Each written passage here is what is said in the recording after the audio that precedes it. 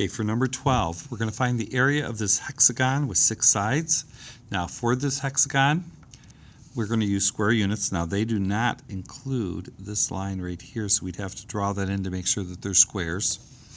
But we're going to take this complex figure, because we can't actually count them because they're cut off on angles, and we're going to make it into more recognizable shapes that are more common. Now, we could make them into trapezoids if we wish to, but we're going to go ahead and take this and make it into some triangles and squares and rectangles.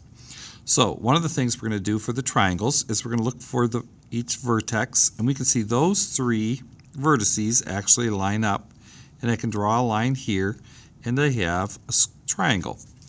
Now I try that over here, and these 3 don't actually line up. So I'm just going to take 2 of them and see where they meet. So there's one triangle, and for this one, go down here, and this goes over. There's another triangle. So now I have 3 triangles, and I'm going to take this and make it into a square and a rectangle. Now for the square, area equals side squared, so each side is 4. That's 4 squared, or 4 written twice. We never do 4 times 2, it's always 4 twice, which is 16. And we can see there are 16. 4, 8, 12, 16 squares. Here we have length times width, so that is 5 times 4, or 20 squares in this spot. Now for a triangle, we know a triangle is actually just half of a square or a rectangle. So we use the formula, area equals 1/2 of base times height. So we do the base times height to get a parallelogram, and then we just cut it in half. So for this one, we would have 1/2, our base is 3, our height is 4. So 1/2 of 3 times 4, so that gives us 1/2 of 12, we just do 3 times 4, and half of 12 is 6. So this is 6 units.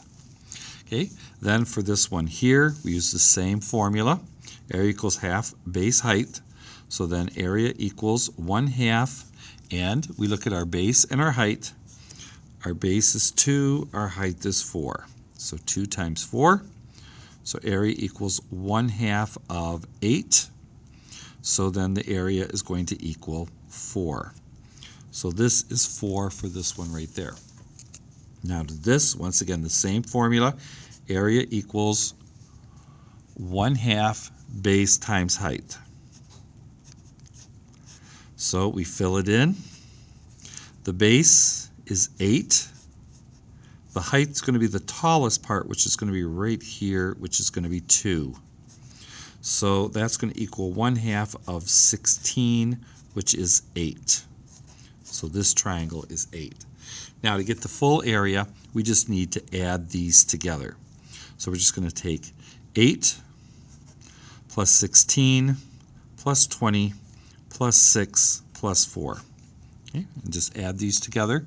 And 8 and 6 make 14, and this actually makes 10. So 14 and 10 is 24. Carry a 2, so 2, 3, 4, 5. So 54, and then it said it was millimeters squared.